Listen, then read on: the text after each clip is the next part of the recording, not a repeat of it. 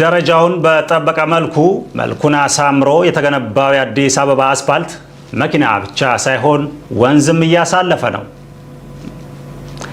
የሳይክል ብቻ ሳይሆን የመርከብን መንገድ ያካተተው አስፓልት ኢትዮጵያ ለረጅም ጊዜ ስትፈልግ የነበረውን የባህር በር ጥያቄ በሯ ላይ አምጥቶላታል።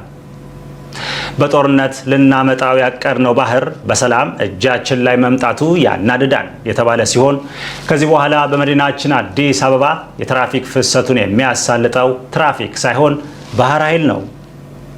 አስፓልቱ ወንዝ ብቻ ሳይሆን የሥራ ዕድልም እያመጣ ሲሆን ወጣቶች ከአንዱ ጫፍ ሰው እያዘሉ የሞላውን አስፓልት በማሻገር ኪሳቸውን እየሞሉ ነው።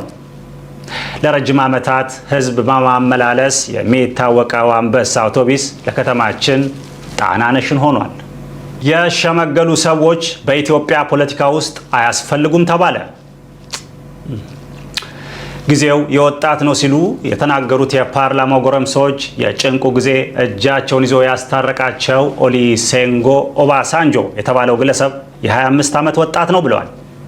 ከጊዜው ጋር በፍጥነት ለመራመድ ከዘራችሁ ይጎትታችኋል የተባሉት ሽማግሌዎች ከዚህ መንግስት መጠበቅ ያለባችሁ ስልጣን ሳይሆን ጡረታ ነው ተብለዋል።